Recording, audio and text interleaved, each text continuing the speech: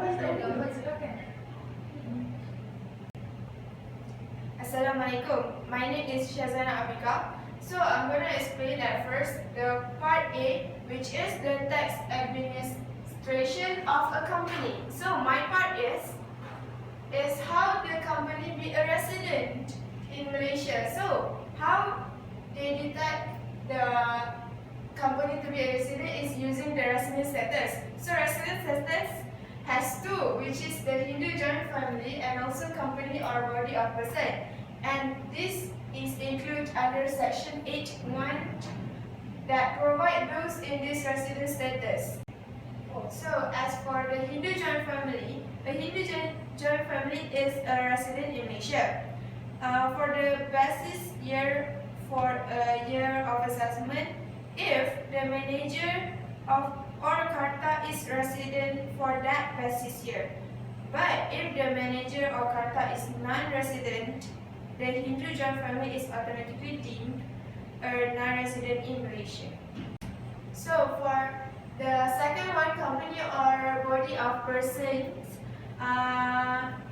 is not being a Hindu joint family. So if this second point is carried on a trade or business, is resident in Malaysia for the year basis, same as the first point, which is Hindu joint family before.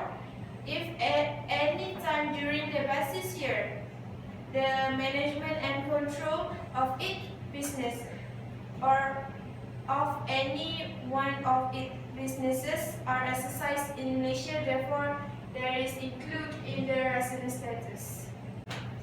So for the specific section that a company resident status use is actually section 8.1b, which shows the factors to ascertain resident status of the company. So there is two of it, which is a business and also non-business, and both of it use these 5 components to show the factors that they are using in this Malaysia, which is the first one is the management and control.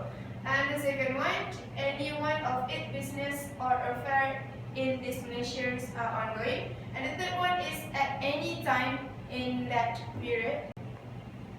So the second last is during the basis year. And the last one are exercised in Malaysia. So these 5 components are the factors that business and non-business use in the section 8.1b. My name is SYAFIQAH. I would like to present about tax implication might be received by the company when it is a resident and non-resident in Malaysia for a relevant year of assessment. So as you can see here, the first point is foreign sources income received in Malaysia from outside Malaysia, paragraph 28, schedule 6 exemption. For the resident, company other than company that carrying on a business of banking, insurance, shipping and air transport that receive foreign sources income in Malaysia will be exempted from income tax. The second point is such income is credited to an exempt income account which will be available to declare exempt dividend to tier. For the non-resident company will have the foreign source income exempted. However, the amount exempted cannot be credited into exempt income account. The second point is the business income. For the resident, company that is resident is taxable if deemed derived from Malaysia, section 12. And for the non-resident, only taxable through a permanent establishment applicable where double taxation agreement between Malaysia and treaty country exists, or a business presence exists in Malaysia. For the third point, withholding tax, section 107A, 109, 109B and 109F of the Act.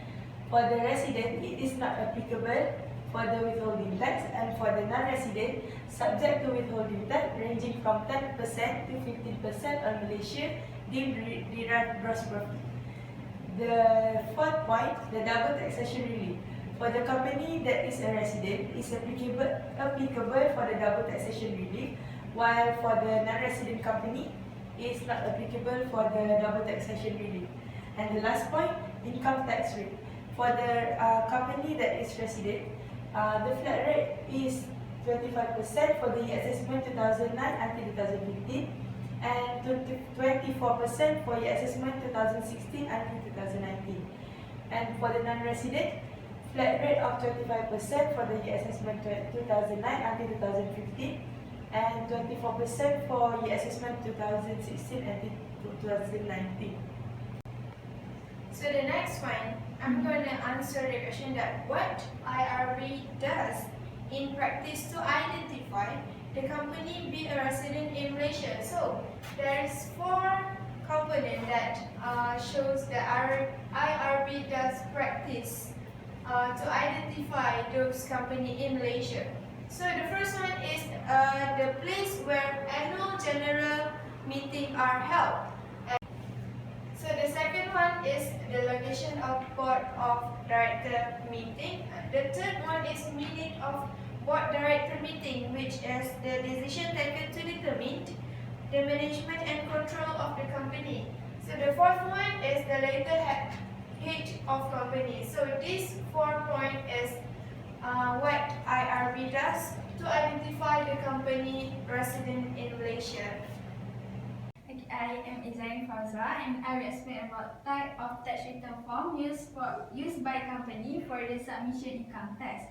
Okay, first is Form C and the second one is Form E.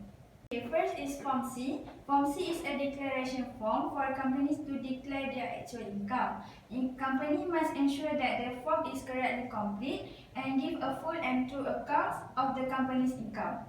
With effect from year assessment 2004, company is required to submit their return within 7 months from the closing of its account by virtue of Section 77A subsection 1. This would mean that the tax authority will receive the return in stage, which is monthly, instead of the bulk submission between the months of May to August, as seen in the previous tax regime. So this is the example of Form C. Okay, second one is Form E. Form E is a declaration report to inform the IRB on the number of employees and the list of employees' income detail. Form E is an employees, which is annual return of remuneration for every calendar year and due for submission by 31st March of the following calendar year. Effective from year of assessment 2014, all government companies with all employees are mandatory to submit the Form E to IRB. Okay, this is the failure in submitting Form E will result in the IRB taking legal action against the company's director. A minimum fine of 200 ringgit and not more than 20,000 ringgit, or to imprisonment for a term not exceeding 6 months, or both under the Income Tax Act Section 120 subsection 1B will be imposed by IRB for a failure to prepare and submit the Form E to IRB, as well as prepare and deliver from Form EA to the employees. Okay, Assalamualaikum. I am NURUL BINTI SYAZANA. Today I will present about procedure must be complied by each company for income tax under self-assessment system. Okay, first, every business is required to finish an estimate of income tax payable for year assessment in prescribed form CP204, not later than 30 days before the beginning of the basis period section 107C subsection 2. Second, effect from year assessment 2006 section 107C subsection 3 further provide that the estimate of tax payable for year assessment must not be less than 85% of the estimate or revised estimate of the income tax payable for the immediate preceding year assessment. Okay, third, administration. The ECP204 can be filled in online via this link. Okay, next.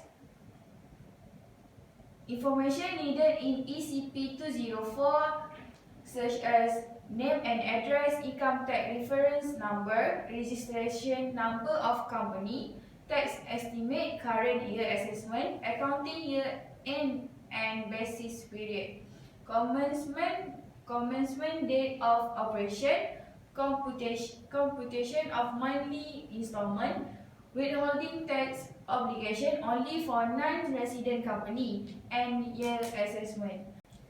Non-submission of tax estimate in an offence under Section 120, subsection 1F. Upon commission, a company shall be liable to at least 200 and not more than 20,000 or imprisonment for a term at least 6 months or both. So now I will be presenting about types of penalties might be imposed if the company did not apply self-assessment system. So the first penalties is penalties on underestimates of income tax payable, Section 107C, subsection 10. Okay, so the penalty is 10% penalties on the excess of 30% difference between the original existent and the actual tax payable upon the submission of the return.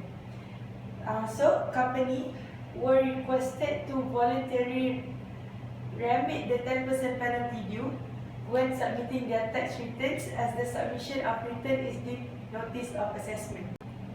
For the original estimates, company is obliged to revise upward either in the 6th or 9th month to reflect the actual possible tax payable for the year assessment.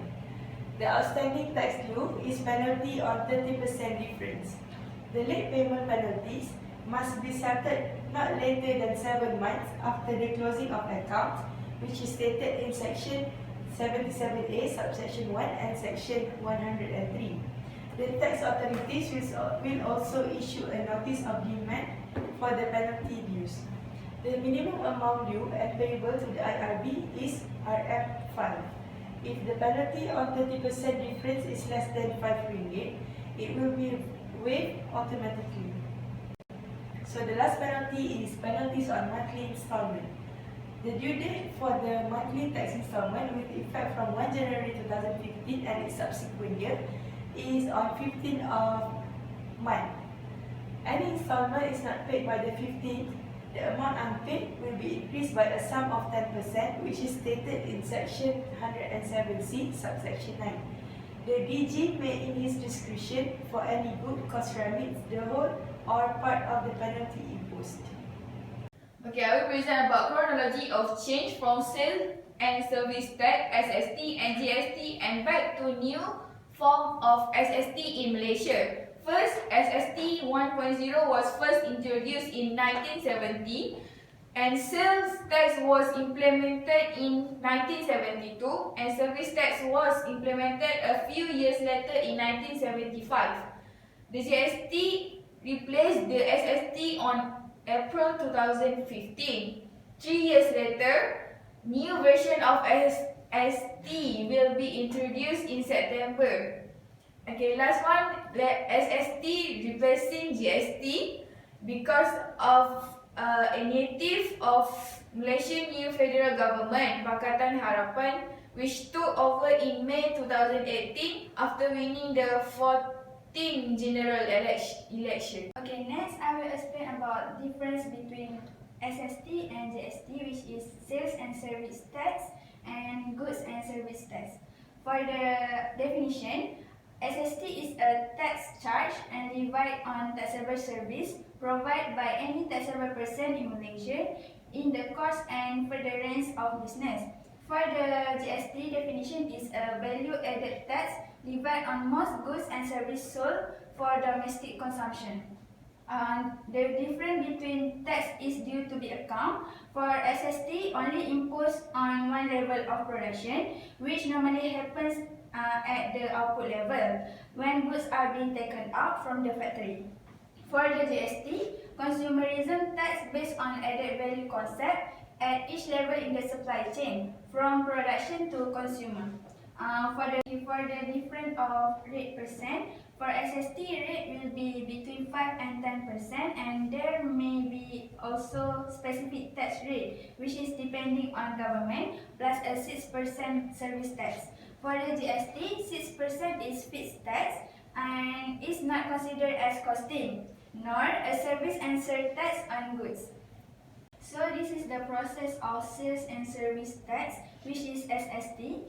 From the manufacturer process, government collects tax at the manufacturer's level only. So the manufacturer will send the goods to the wholesaler, and the wholesaler will send to the retailer, and the last one to the consumer. So at this level, consumer will pay the sales and service tax. Okay, last is the process of goods and service tax, which is GST. From the manufacturer will send the goods to the wholesaler and to the retailer. So the last one is to the consumer. So consumer will pay GST at 6% only. So the retailer, wholesaler and the manufacturer will claim back GST on the government.